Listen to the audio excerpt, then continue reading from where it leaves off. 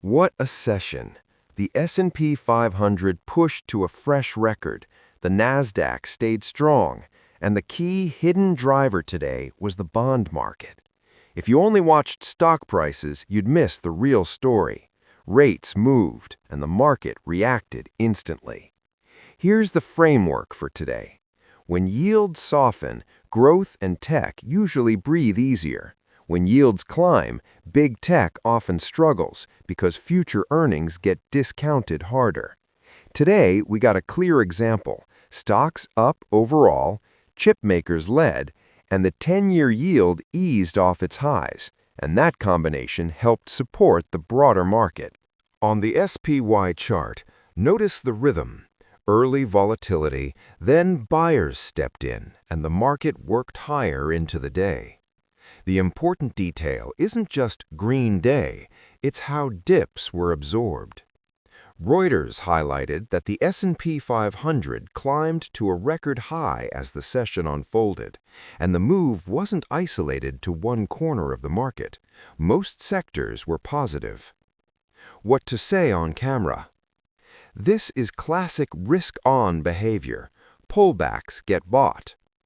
When SPY is trending higher while rates are not spiking, it's usually a supportive backdrop. Now, look at QQQ. It held up well, but the bigger message today was leadership inside tech, especially semiconductors. Reuters noted chip strength as a key driver.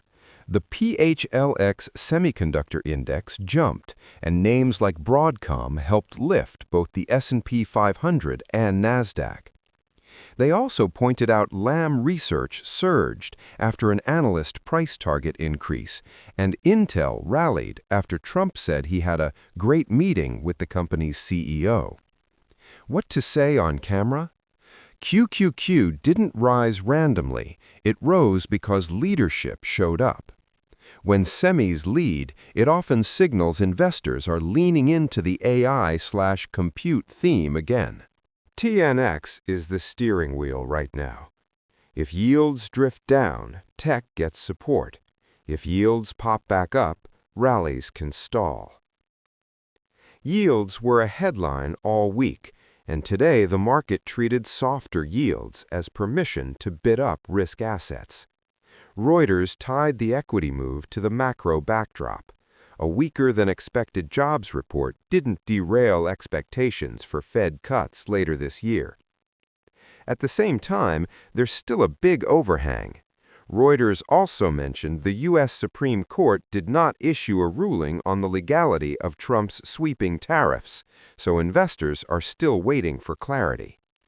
That matters because a surprise tariff outcome can quickly feed into inflation expectations and rates, which then feeds back into stocks.